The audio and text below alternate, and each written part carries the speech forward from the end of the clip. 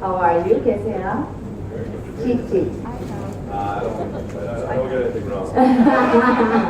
All right, staying safe. Okay, you've been to India before, but what are you looking forward to the most on this trip? Honestly, just being able to travel over here and then open this brand store. With Under Armour, who's, I've had the privilege of being with for almost 10 years, and they are family, and to be able to continue our mission and to kind of really show everyone here in India what Under Armour is all about and the products, and just how much they truly can make a difference in everyday life. For me, training has always been something, still to this day, that's something that's very important. That can be in so many different forms. So it's something that's truly exciting, and happy to be back here in India. Well, you've been called many things, but superhuman is also one of those. And as Kevin says, Under Armour gives you that superhuman power. But you've been, like you said, with them for 10 years now. Tell us a little bit about that journey and how it's enhanced your performance. I mean, I think the best thing for me is really just, if you see how sports have evolved, and you look at how important sleep is, how important all of these different data sources that we can find that play such a massive role in helping you becoming the best you that you possibly can be. So for me, it's been a cool journey to really have that in a part of my everyday training when I was competing, but now still to this day having it as well when I'm not spending all that time in the pool. Well, okay, and it makes you a better person, like you said, and perform better in whatever that you're doing at the moment. But which is your favorite Under Armour product, you would say? Your go-to product. You've been with them for 10 years, access to everything. I mean, if you see me, I'm always in either a pair of sweats, a hoodie. Honestly, the new shoes, the new hover shoes, I think I got them. You have to see them, you have to try them. They're very comfortable. And truly just being able to get all the data that you can is something that's so important, and something, like I said, that I live every day for. I still have all my sleep data, what I'm eating, how much I'm working out, how many calories I'm burning, all that stuff is so important. So I think just being able to see that and track that allows me to know where I'm going with my fitness. Fantastic. And of course, you inspire millions of athletes around the world. You're here in India for the first time. This is our beautiful Indian press here. What advice would you give them? Have fun, never give up, dream big. That was honestly the only thing that just really. Like that. Yeah, that's really it. That's really the only way for me how I was able to be as successful as I was. I wasn't afraid to dream and reach for the stars and think of things and dream of things that nobody else was willing to dream of or could dream of. And I think it's been a fun journey for me in the pool, and I hope we have a nice, exciting one out of the pool. All right, all the best to you for that. Thank you. And of course, thank you for all that advice. Now we're going.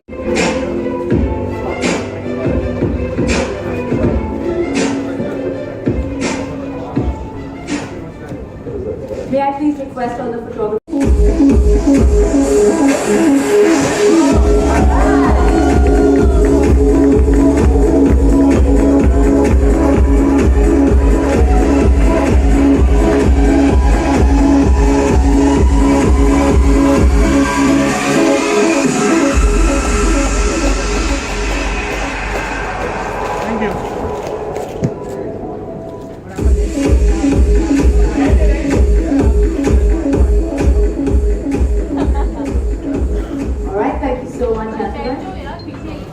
Having lunch today, we were just talking about a couple of things from, we were talking about training, we were talking about as amateurs or retirees and how we work out these days.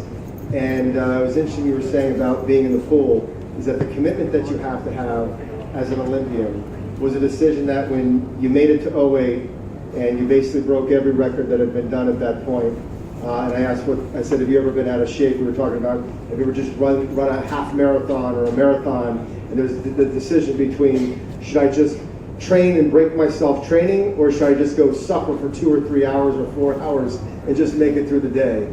I asked, how have you trained? Have you ever been out of shape for competition? And your answer for that was? Yes, I have been out of shape for competition. The 2012 Olympics was not my best form, but I think it's just, it was challenging me coming off of, or challenging for me coming off of 2008, not really having a goal or not really knowing where I was going, and to be able to find the motivation after 2012 to train, to perform, and how to do everything perfectly like I knew how to. I think coming back at 16, that's what made the journey so much better.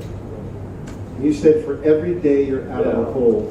So what does that mean? So in the sport of swimming, what happens when you miss one day, it takes you 2 days to get back. So for me, when I spent 6 years straight not missing a single day of training, I was getting so much more benefit out of that than other athletes because they're only swimming for 6 days. So if you take Sunday off, you're not back to where you were until Tuesday. So for that span, I was getting so much more. But when you're out of the pool, now if I get in, I don't have the same feel that I did before because I don't swim anymore and I've lost it. So no comebacks, guys. So don't ask that question. Man's world and athleisure, which one is more important to you, or where do you see more growth for your brand internationally? So being the functional technical gear and the athleisure side. Yeah, we've actually, as a brand, have been incredibly clear about this, is that we believe that, what's perceived sometimes as athleisure, that category, Under Armour is a performance brand. And we think it's critical in our goal and what we expect to do and what we're marching toward every single day. And it's a place where Patrick and I have aligned around our entire vision for the brand, is that we believe that our performance focus is actually going to prove to be our greatest strength. The word athleisure, trends, it doesn't mean that Under Armour will not have the greatest looking product. Everything we make will be design aesthetic, on point, trend right, color right, delivered right, but it's also going to be a product that will perform. A great example of that is, I mentioned our new Hover footwear platform, the shoe that comes with an app. We have a new program we're launching this spring called Rush, which is a full recovery program that actually enhances the blood flow in your muscles to help you recover faster. It can actually make you healthier while you wear the product.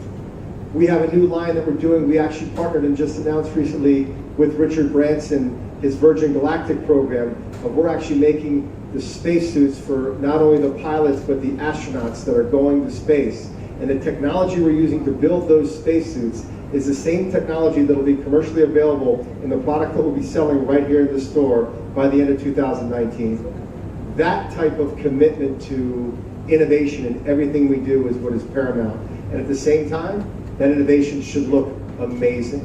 And that's where things like those spacesuits that we haven't unveiled yet are going to be pretty amazing. The commercial products that come around them will be just as amazing as well. Kind of dwell a little on the India strategy, really. For instance, how many stores are you looking at? And broadly, what's your expectations from the Indian market? We've got that. Okay, he just passed it over to me. I'm sorry to disappoint you, but you're gonna have to deal with me. I think we're right now. We have a plan to attempt to open at least 10 stores this first year in the market, and we're doing that, to make sure that we're truly understanding the market and that we're going to be able to scale. We'll then make sure that we're following, the growth of the markets, because we want to be part of this market in terms of the performance market as it grows in India. So we're not setting an upper limit on how many stores we're eventually going to have, but it's important to think through the entire ecosystem, if you like, of the customer. So we want to make sure that we're being good partners to our online partners that we're dealing with already with Amazon and Myntra, but we also want to make sure that we're positioning the brand in the right place in the most important markets in India. So 10 stores this year, and then the future will tell. Welcome to India. Which Olympic would you rate as the best for you? Was it the Beijing Olympics with 8 gold medals, or when you made a comeback in the Olympics? And for Kevin, with almost all those brands here in India, the cricketers are involved. Any plans of going that route and having cricketers a part of Under Armour team in the future? For me, they're two different Olympics. It's hard to say. You know, I mean, for me, obviously, I have to say 2008 was stat-wise the best, just because I went 8 for 8. It's hard to say that wasn't the greatest Olympics, but also just the moments and the memories that came from going back to Rio, competing in Rio and coming back, because that journey and that climb up the mountain was one of the most enjoyable rides for me. You know, I really felt like I was like a 16 or 17-year-old kid again, where I was just enjoying really every step of the way and loving the process. So they were both very different, but I loved both of them just as much. I can't tell you the number of questions we've had today asking, saying, are you late to the market? Are you late to the market? You know, first and foremost, we're here so that we can satisfy all of our friends from India in the United States with asking when we're finally going to bring Under Armour to India. So I'm happy to check that box for my friends home at home. More importantly, the opportunity for us to be here is, yes, there's a lot of competition, but there's competition everywhere. What we see is that, you know, we know that when we compete, we can win. And I think that comes down to, a great strategy. It comes down to what we call the 4 pillars that really make up our strategy: product, story, service, and team. We have the product, we have the story with athletes like Michael that'll be telling you. We think about cricket, massive opportunity for us, but we're entering this market with the stable of GOATs, the greatest out of all times that we have already on our roster. From Michael with Tom Brady with in American football, Stephen Curry in basketball, Anthony Joshua, the world heavyweight champion of the world, Lindsey Vonn in alpine skiing. You know, we have this great network, and of course, as we come, we want to activate this market on a grassroots basis locally, and we want to become part of the fabric of the people of India and what they define as sport. And even beyond cricket, believe me, we know that cricket is sport 1, 2, 3, 4, and 5 here. But there is a growing population that is happening with sport happening in all of the things that are sprouting, as well as the movement to health and wellness. We think is an opportunity for us that, frankly, with a sports market that's grown over 3x in just the last 10 years, we think by coming into a market of this size and scale that we can grab on. We have the capacity to take share, but just as importantly, and more importantly, we have the ability to grow the overall pie for the betterment of the people of India, and that's mostly what we're interested in. What you achieve everything in your life, won Olympic medal, world championship, anything left you want to achieve? And my second question is, what advice do you want to give to Indian athlete or sports person? In the swimming world, I was able to accomplish everything that I wanted to. That's what made 16 so great. And you know, for me, what I'm doing now is continuing the mission of you know, talking about the importance of healthy and active lifestyles. It's something that is so near and dear to my heart, along with water safety, and continuing to broaden the mental health discussion. You know, all of these things are things that are very close to me that you know, get me excited to get out of bed every day. So this will be a fun next journey for me, and to see where it takes me. And sorry, what was the second question? Advice. It was a 20-hour flight. Yes. Rounded out with a 5:30 workout. 2 workouts. Two. Yes. Honestly, the advice is never give up on something if you truly want it. You know, I think that's something that's so important, because if your dream is truly your dream, you will do anything that you can to make that a reality. You know, what I did in my career is a perfect example of it. It wasn't all easy, it wasn't all fun, but you know, it was something that I wanted more than anything, and there wasn't a single human that was going to stop me from doing what I wanted to do. And that's what I kind of hope to carry on. And honestly, I hope to see a kid out there today that, whether it's dreaming of winning 50 Olympic medals, you know, whatever it might be, or you know, 10 Super Bowl rings, whatever it might be, whatever that dream is, I hope these kids are out there just dreaming for the stars as big as they possibly can. And honestly, training and never giving up. That's something that's so important. You know, I never would have had the opportunity if I would have just given up or didn't have the background of the training. So listen to your coaches, train hard, and I hope to see you in Tokyo. A little bit now. There's nothing like having someone in our family that we have as a resource for some of the other athletes in our family. You know, what you'll hear is, you'll hear generals on the battlefield talk about, the most important part of any battlefield is the 6 inches that sits between our ears, right? It's because whether the sport is golf or tennis or baseball or basketball or cricket or whatever, or soccer, football, whatever the sport is, like the ability for Michael to know what that means, having to perform at the one moment when you get that opportunity is so critical and so important. And whether it's that last putt, that last pass, that last field goal try, that kick, whatever it might have been, of understanding what that's like is really, it's a resource for our brand that our family of athletes gets to share, and we're so lucky to have a GOAT like Michael, who can actually be there for some of them. Best advice you ever gave or got? I didn't prep you for that. I know. I honestly really don't know. I remember we went to a prize fight one time. You looked at a boxer that we were talking about and saying, they could be really good. I'd love to talk to them for a little bit.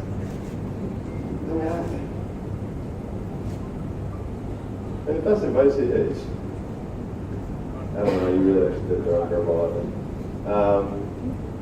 I mean, never give up is something that I've always really stood by. I think that's something that, kind of defines my career in a nutshell. I mean, I went through ups and downs, and I never gave up. It's back to what I was saying. Like I wanted something so bad, and it meant the world to me, and that's what made me do it. I wanted to do it. Nothing was going to stand in my way. Sorry, I always love this question. Do you love winning or hate losing? Hate losing. You didn't think about it? No, I hate losing more than anything. That puts you back. Hate it. Does fear play into the hate? Fear of losing? No. I was never really fearful. I was never afraid to lose. I mean, it's, like I always said that I had a conversation earlier about this. It's, so, when you stand up behind the block, like, what's going through your head? Nothing. Absolutely nothing. What could go through my head at that moment? Nothing should be, because you're getting up and racing. I can't change how I prepared for that moment, for that race. I can't. It is what it is. All I have to do is get in the water and swim. And that was one of the funnest things, but scary at times when you weren't prepared. That's for sure. Could you see fear in others' eyes? Did you know what they were scared? Yeah. I guess. Did you enjoy that when you saw other people getting intimidated by you? I guess it was crazy. It must have been a nice power. But I never thought, like, when I did my arm slap on the block, that was intimidating. Like, I did it as an 11-year-old kid. Yeah. Every single time I got on the block, because it was part of my routine. Like, I'm not thinking about anybody else on the block. I was only thinking about myself. But that was just something that, a lot of people had said after I retired. They're like, I hated hearing that sound. I just couldn't stand hearing that. But you enjoyed massive it. smack. It got me ready for a race. So that, and then I added I had a little throat clear right before I dove that people didn't like that. It's supposed to be all quiet. You're not supposed to have any sounds. Whoops. The person, I said, what do you think the arm slap? He said, no, he wasn't diving. I said, doesn't matter, you gotta get the arm slap. Can you do the arm slap for us right now? Come on, we've heard about it so much. Come on, everyone, we want to see it. All right, let's just see it. All right. Enough for us to just get. Only 2 slaps, so no more. 2 slaps for 20. 2020. Thank you so much, That Michael. hurts now, though. I haven't done that in a while. Thank you for being such a great sport. Thank you so much, gentlemen, for answering all those wonderful questions.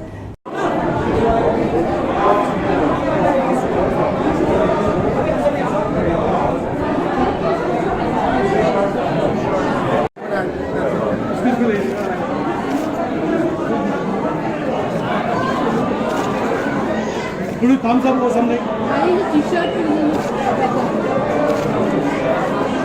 Thank you. Thank you, gentlemen. Thank you, thank you, thank you, thank you.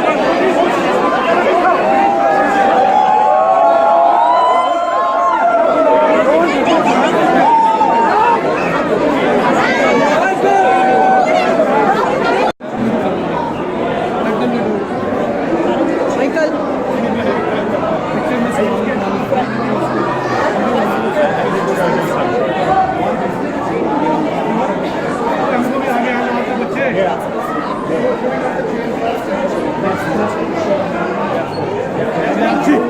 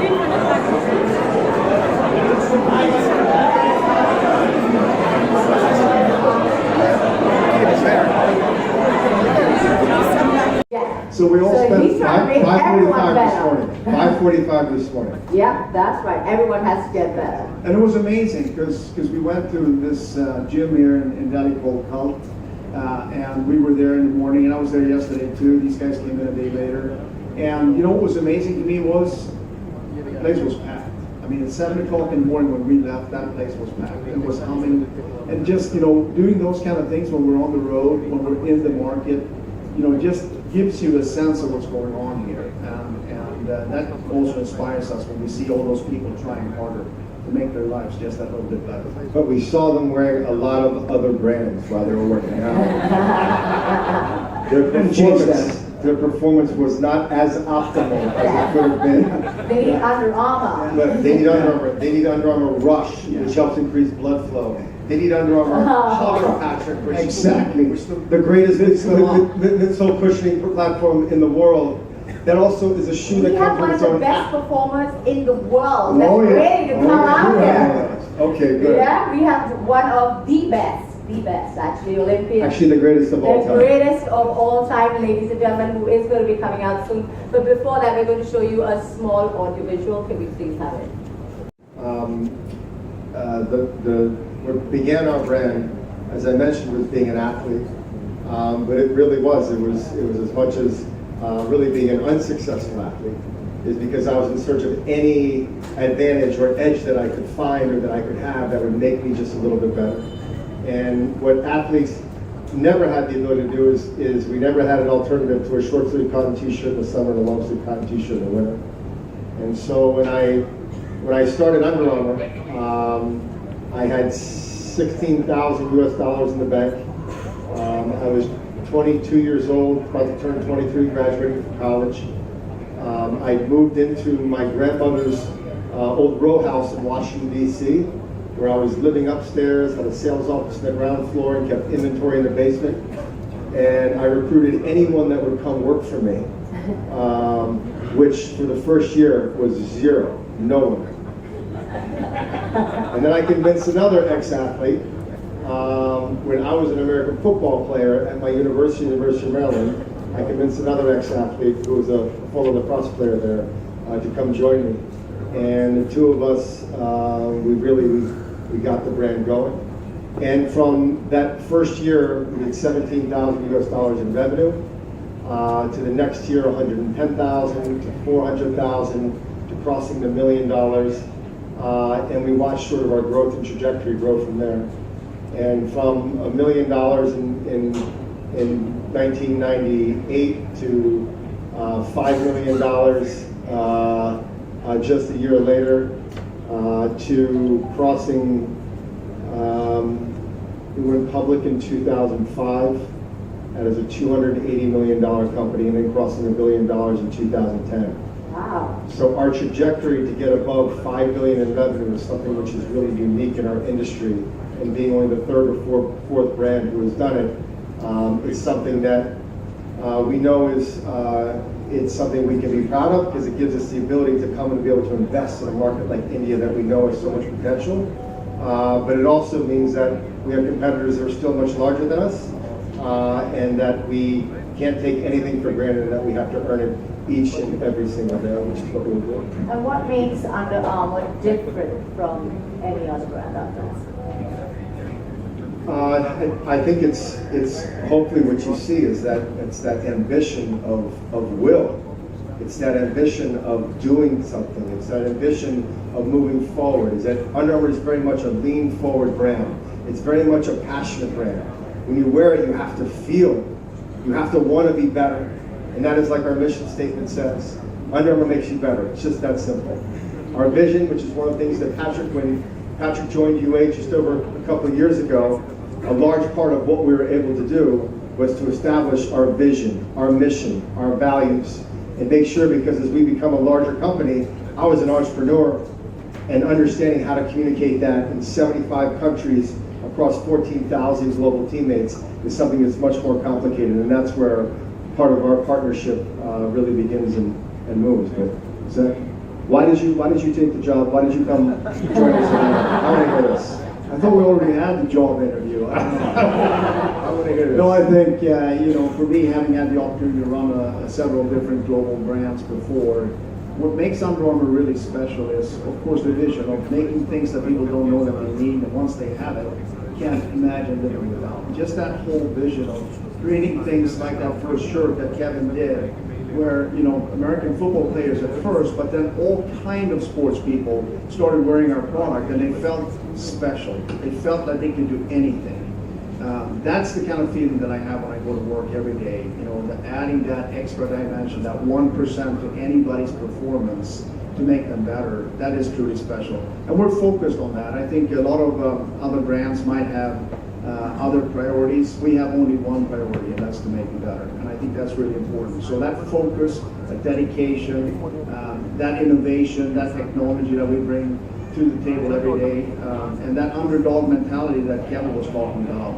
The fact that, yes, we are smaller, but we also try harder is a really inspiring environment to be part of.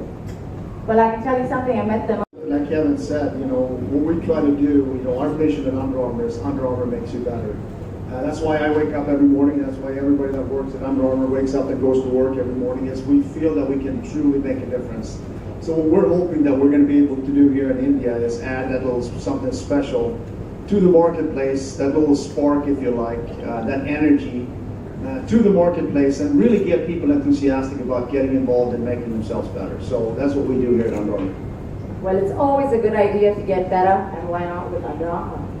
Yes, that's right. Okay, so now is the moment that we've all been waiting for, but before that, again, I'd like to request all of you to kindly not record on your phones the video. Hi, how are you? Good to see you. All right, okay.